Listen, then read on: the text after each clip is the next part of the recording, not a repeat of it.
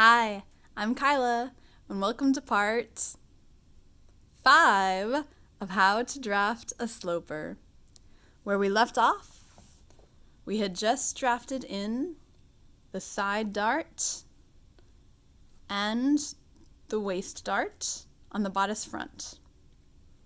That was M and N. O is the underarm to waist minus 1 inch plus side dart in front.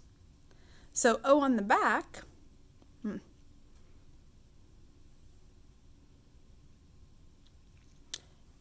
will be the underarm to waist minus 1 inch. The underarm to waist on me is 11. Looking at the back, we don't quite have enough information yet. So we'll know that O will be 10. But we need I, Q, and R, and H. P is the neck to waist back. The bottom is 3/4 of an inch above the reference line. P is the neck to waist back. Nape to waist back on me is 17.5. So I'm going to measure down from the center back of the neck, 17.5 inches. The top of it is there. I'll measure down to here.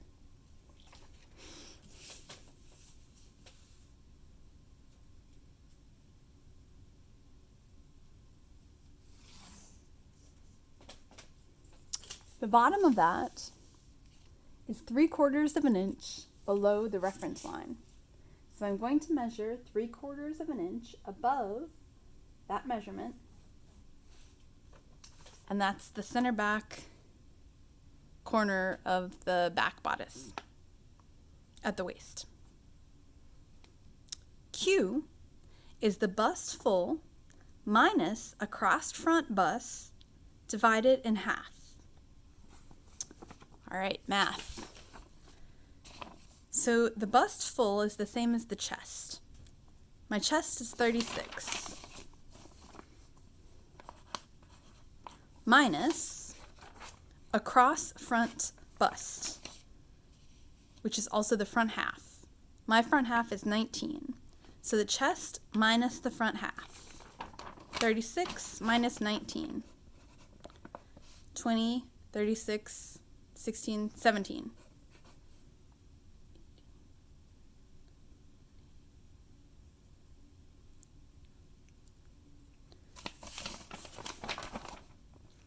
Bust full, 36, minus a cross front bust, 19, equals 17, divided in half. 8 and 8 is 16, and a half will be 17. So 8.5 for Q. So this is the back part of the chest. So I'm going to measure across from this line 8.5 inches.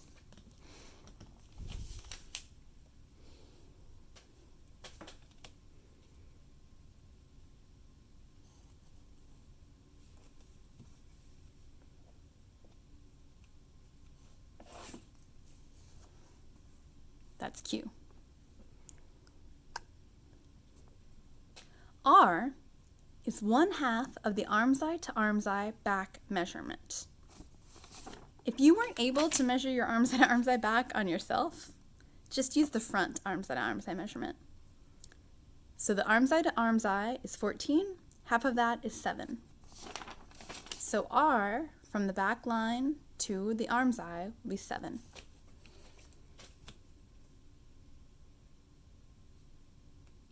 So I'm drawing a reference point 7 inches away from the center back. Now we have more information. The last instruction says draw waistline on curve. Well, we sure will. With R and Q plotted in, we know where to draw the curve for H. So to go back, what we know about H is a smooth arm's eye curve with right angles at both corners. You could also make H correspond with the arm's eye measurement. My arm's eye is 17. Half of that is, well, half of 16 is 8.5. I'm going to use the bendable curve ruler.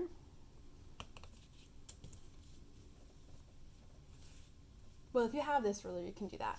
Measure 8.5. If you don't have that ruler, you can use this ruler. Measure 8.5, draw that. If you don't have either of those rulers, sketch it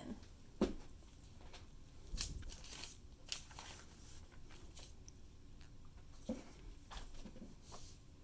From the point where the shoulder connects to the arm, we're also using the reference points of F that we measured down earlier. F on the back needs to be 7 or 8 inches, 7 or 8. We'll see which one makes more sense. Maybe 7.5. So I'm drawing a line that's a curve that connects from the end of this line D into the end of this line R, which is the arm side to arm side measurement, and then into the line Q, which is half of the back chest.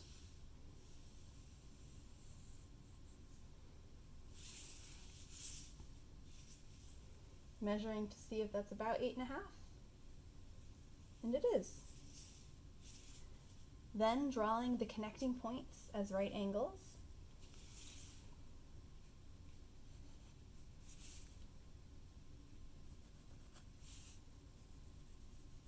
So now with that curve drawn, we're ready to draw O. And we need I on the back. What we know about I is it is 1/4 of the waist measurement plus 1/4 inch. The waist measurement, ooh, we did this math already. 31.5 divided by 4 is 7 7/8. Plus 1/4 inch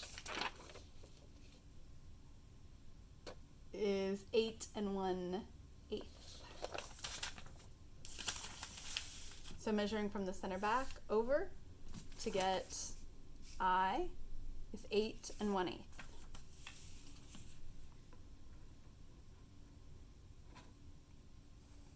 Drawing a line. And then, knowing that O needs to be 10, I'm going to draw a line from the end of the arm's eye to the waist.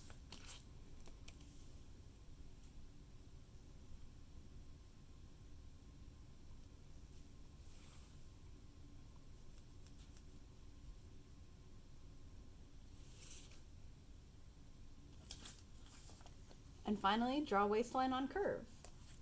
So drawing a smooth curve with the right angle at the connecting point,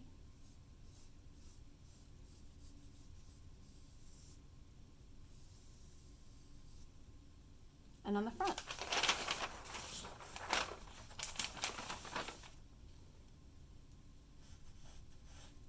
Sketching in the waist.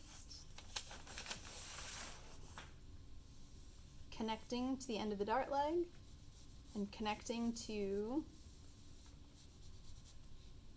the end of the side seam at a right angle.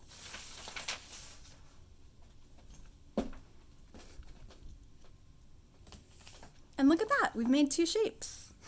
The front shape looks approximately like this. The back shape looks approximately like this. Every body is different. Everyone has different proportions.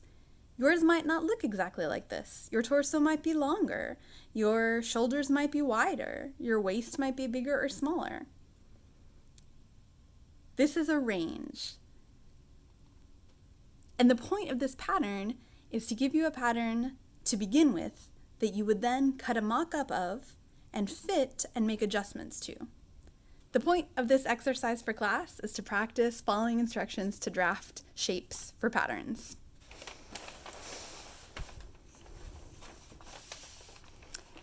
I'm going to end this video here and then cut them out and make a finale video showing you the cutout shape. Oh, actually, I can cooking show this. The final step is to cut these out.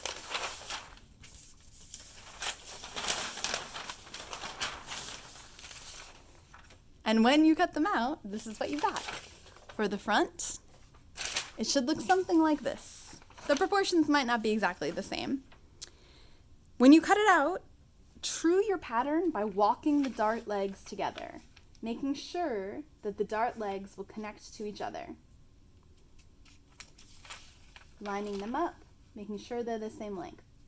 If one is too long, you could make it shorter. If one is too short, you could tape a piece of paper in to make it longer. Also check any point where the two patterns will connect to each other. So there's the front,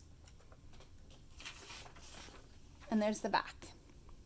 This version of a back has no darts. There are other sets of instructions for slopers that include darts.